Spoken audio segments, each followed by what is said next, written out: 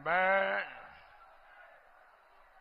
पाटेश्वरी मां के चरणों में प्रणाम करता हूं।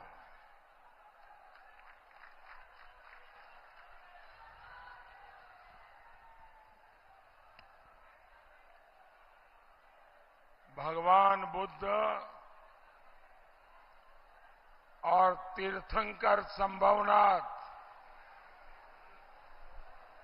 प्रभु राम के पुत्र लवकुश की इस धरती को मैं नमन करता हूं।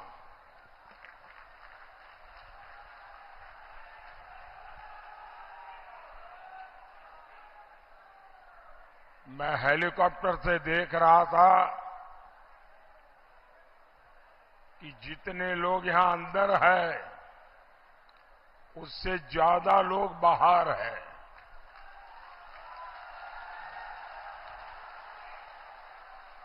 अब यहां जगह भी नहीं बची है कि शायद वो अंदर आ पाएंगे कि नहीं आ पाएंगे, लेकिन वो इतना कष्ट उठाकर यहां तक आए हैं। न मैं उनके दर्शन कर पा रहा हूं, न वो मुझे देख पा रहे हैं, लेकिन उसके बावजूद भी इतना प्यार, इतने आशीर्वाद, जीवन में इससे बड़ी पूंजी क्या हो सकती है। साथियों, आपका ये प्यार, ये जन सैलाब, ये उत्साह, ये साफ साफ बता रहा है कि सपा कांग्रेस का इंडी गठबंधन पूरी तरह ध्वस्त हो चुका है।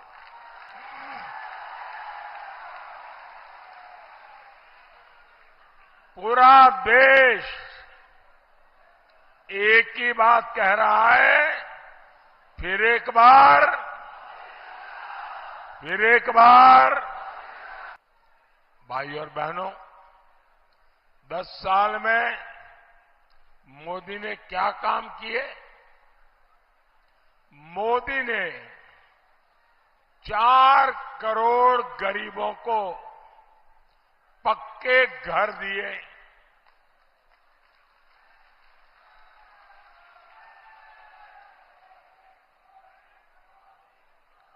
अब सपा कांग्रेस वाले सब पलटने का निर्णय कर लिए हैं। मतलब इन 4 करोड़ घरों की जो चाबी है वो उससे ले लेंगे, मकान छीन लेंगे और उनकी वोट बैंक को मकान दे देंगे। मोदी ने 50 करोड़ से ज्यादा गरीबों के जनधन खाते खुलवाए। ये आपके बैंक खाते बंद करा देंगे, उसका पैसा छीन लेंगे। मोदी ने हर गांव में बिजली पहुंचाई। ये आपके घर में बिजली कनेक्शन कटा के फिर अंधेरा कर देंगे। मोदी घर घर पानी पहुंचा रहा है। सपा कांग्रेस वाले आपके घर की पानी की टोंटी भी खोल के ले जाएंगे और इसमें तो इनकी महारत है।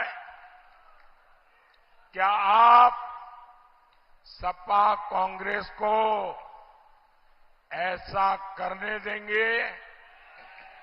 साथियों, मोदी देश के लिए जीता है।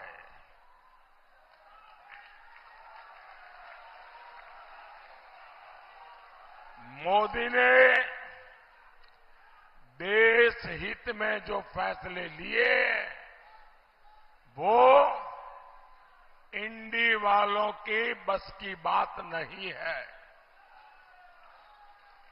अरे क्या क्या पलटोगे,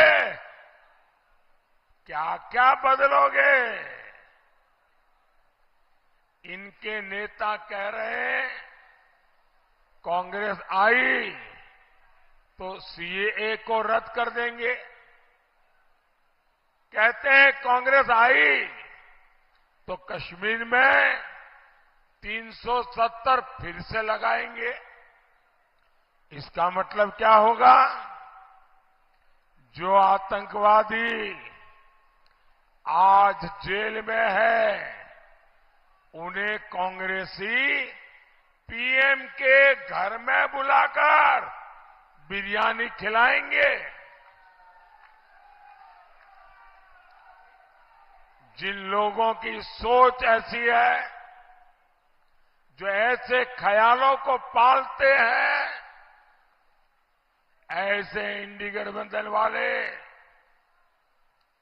साथियों, आप कल्पना करिए इन लोगों के इरादे देश को कितने तबाह कर देंगे। कांग्रेस आई तो भ्रष्टाचार पर जो कड़े नियम बने हैं, जो नोटों के पहाड़ पकड़े जा रहे हैं, ये कानून बदलकर भ्रष्टाचारियों को बचाएंगे। सपा राज में डीएम बनाने के लिए रेट कार्ड फिक्स था, डीजीपी बनाने के लिए रेट कार्ड फिक्स था, नौकरी देने के लिए रेट कार्ड फिक्स था, सड़क बने बिना पैसों का भुगतान हो जाता था। अब ये सब बंद हो गया है। आप इस बताइए, जिसका इतना नुकसान होगा वो मोदी को गाली देगा कि नहीं देगा? दिन रात गाली देगा कि नहीं देगा? रोज नई नई गालियां देगा कि नहीं देगा? मेरे प्यारे भाइयों बहनों, मोदी को ये सारी गालियां मंजूर है। मोदी को अनाप शनाप उनको जो बोलना है सब कुछ मंजूर है। मेरे लिए बोले, मेरे परिवार के लिए बोले, सब कुछ मंजूर है। लेकिन सपा वाले, कांग्रेस वाले, इंडी गठबंधन वाले कान खोल के सुन ले, मोदी को भ्रष्टाचार मंजूर नहीं है, नहीं है, नहीं है। साथियों, इंडी गठबंधन में ऐसी भयंकर बीमारियां हैं, कैंसर से भी बुरी बीमारियां हैं, और ये फैलते फैलते पूरे हिंदुस्तान को तबाह कर दें, इतनी भयंकर बीमारियां ये इंडी अलायंस में है। 3 बीमारियां जिससे देश को सावधान रहना जरूरी है। ये इंडी अलायंस वालों की सबसे बड़ी बीमारी है, ये लोग गौर सांप्रदायिक है।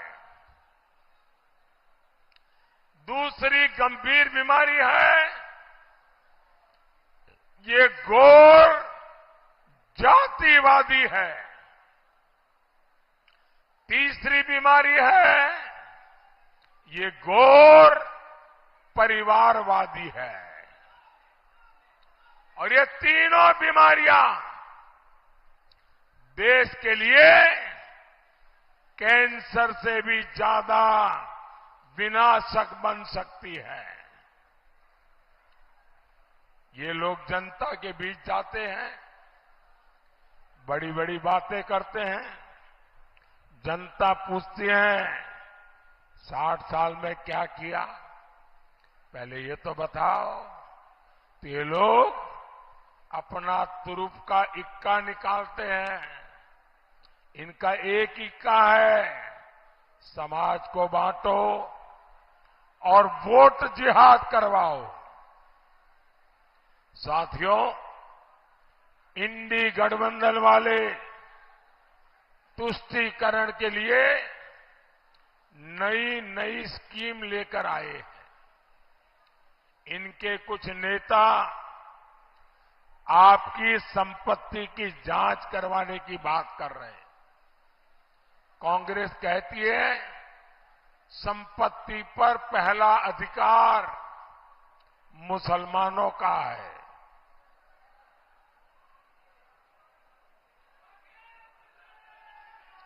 मोदी कहता है संपत्ति पर पहला अधिकार इस देश के गरीबों का है।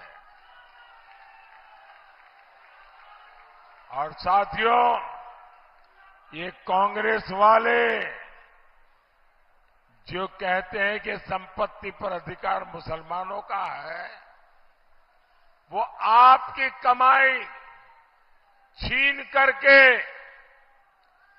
ये अपनी वोट जिहाद वाली वोट बैंक में बांटना चाहता है। इनकी दूसरी स्कीम है एससी, एसटी, ओबीसी का आरक्षण कोटा एससी, एसटी, ओबीसी से छीन लेना और वो कोटा मुस्लिम वोट बैंक में बांट देना। पहले इन्होंने अपनी राज्य सरकारों में दलित, पिछड़ा के आरक्षण पर डाका डाला। अब ये पूरे देश में आरक्षण छीनकर वोट जिहाद करने वालों को देना चाहते हैं। लेकिन मैं इन्हें भी कहूंगा, ये चाहे जितना जोर लगा ले, जब तक मोदी जिंदा है,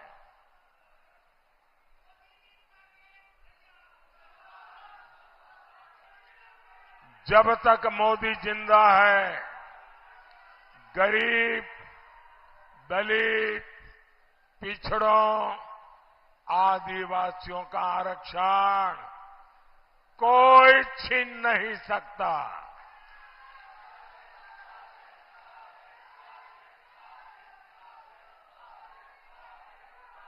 और भाइयों बहनों, मैं आपको गारंटी देता हूं, वंचितों का जो अधिकार है, मोदी उसका चौकीदार है। मैं आपको गारंटी देता हूं, आरक्षण छीनने का कर्नाटक मॉडल कभी भी देश में लागू नहीं होने दूंगा। साथियों, हमारा श्रावस्ती इतनी ऐतिहासिक और पौराणिक जगह है, जहां पूरे देश से पर्यटक आना चाहते हैं। पहले इतने समय सपा, बसपा, कांग्रेस की सरकारें रही, लेकिन किसी ने श्रावस्ती के विकास के बारे में सोचा क्या? उन्हें न श्रावस्ती के विकास की चिंता थी, न देश की विरासत की फिक्र थी। हमारी सरकार श्रावस्ती को देश के नक्शे पर अलग पहचान देने के लिए काम कर रही है। आज श्रावस्ती को अपना एयरपोर्ट मिला है। श्रावस्ती से देश भर के लिए फ्लाइट चले, हम इस दिशा में काम कर रहे हैं। श्रावस्ती बलरामपुर, खलीलाबाद रेल परियोजनाओं का भी शिलान्यास हो चुका है। यहां मां पाटेश्वरी विश्वविद्यालय भी तैयार हो रहा है। स्वास्थ्य सेवाओं के लिए मेडिकल कॉलेज भी बनाया जा रहा है। इस क्षेत्र में बाढ़ की इतनी समस्या थी, हर बार हजारों परिवारों का जीवन खतरे में पड़ता था, लेकिन अब सरयू नदी परियोजना से बाढ़ का संकट भी खत्म होगा, किसानों को फायदा होगा। आप जरा बताइए, सपा कांग्रेस के रहते कभी भी ये काम संभव थे क्या? रहने के लिए हमारे YouTube चैनल को सब्सक्राइब करें और बेल आइकन को दबाएं। और आप ये वीडियो अगर Facebook पर देख रहे हैं तो लाइक जरूर करें और ज्यादा से ज्यादा शेयर करें।